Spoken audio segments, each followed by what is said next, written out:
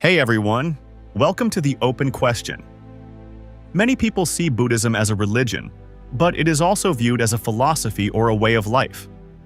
Buddhists do not focus on the idea of a creator god. The historical Buddha, who lived around 2,500 years ago, was a human being who searched for a path to end suffering.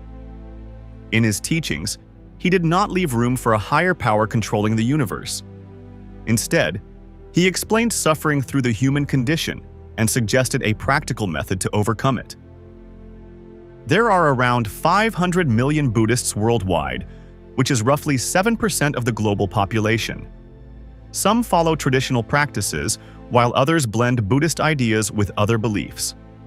The common thread is that most Buddhists do not rely on a divine force. Instead, they direct their efforts toward understanding the mind, cultivating compassion, and transforming their own thoughts and actions. One reason Buddhists do not speak of God is that the Buddha focused on personal responsibility. He taught that each person can work to free themselves from suffering by examining their own mind. Some Buddhist schools emphasize meditation as a way to observe thoughts and reactions without judgment. Practitioners are encouraged to see how anger, fear, and attachment arise in the mind. They notice these emotions, then learn to let them go.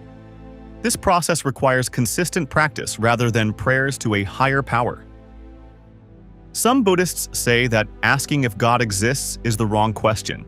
Their reasoning is that whether a God exists or not does not directly reduce human suffering in the present moment.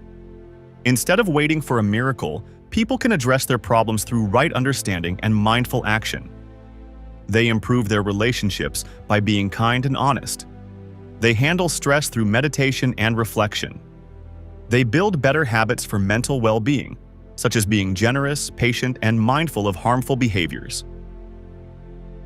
In many Buddhist communities, compassion is taught as the core value. Monks and nuns, for instance, spend hours each day reciting chants about the well-being of all creatures. These chants do not ask for favor from a god. They are reminders to remain kind, fair, and connected to other living beings. This attitude has led to notable examples of social service, such as Buddhists who open free clinics or create education programs for poor children. They are inspired by compassion rather than divine command. In countries where Buddhism is widespread, like Thailand, Sri Lanka, and Japan, temples are often places for community gatherings. People go there to meditate, hear teachings, and participate in cultural activities. They might light incense or bow to statues of the Buddha, but they see the Buddha as a teacher, not a deity. Even though some forms of folk Buddhism can include rituals that look like worship, the central idea remains that enlightenment comes from practice and awareness.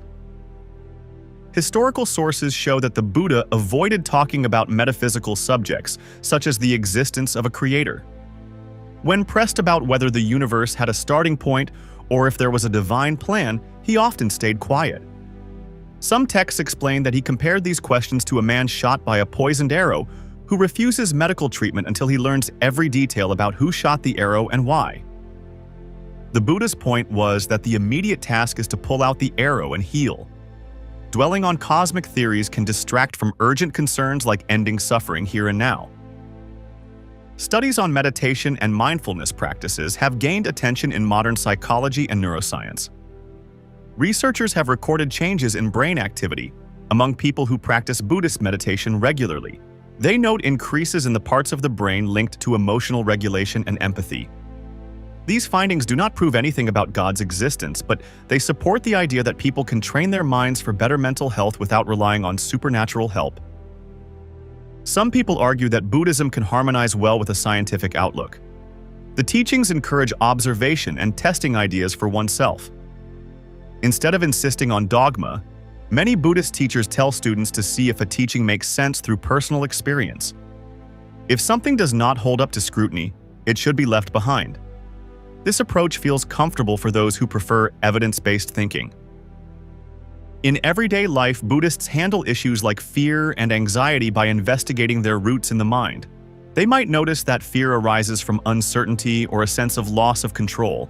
By acknowledging this feeling without pushing it away, they learn to manage it in a healthier way. A study in the United States found that mindfulness-based stress reduction programs can lower levels of stress and anxiety in participants from various backgrounds. Although these programs are not exclusively Buddhist, they are built on concepts that align with Buddhist practice, such as mindful breathing and non-judgmental awareness. In some Western countries, people adopt certain Buddhist methods while continuing to identify with other faiths or none at all.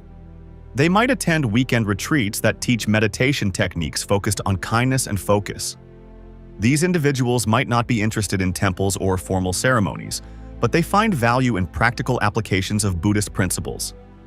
The idea of a god often never enters the conversation because the techniques work regardless of one's belief in a higher power. Buddhists use the principle of dependent origination to explain how phenomena arise. Everything depends on causes and conditions. A simple example is a plant that grows when soil, water, sunlight, and time come together. Nothing appears out of nowhere.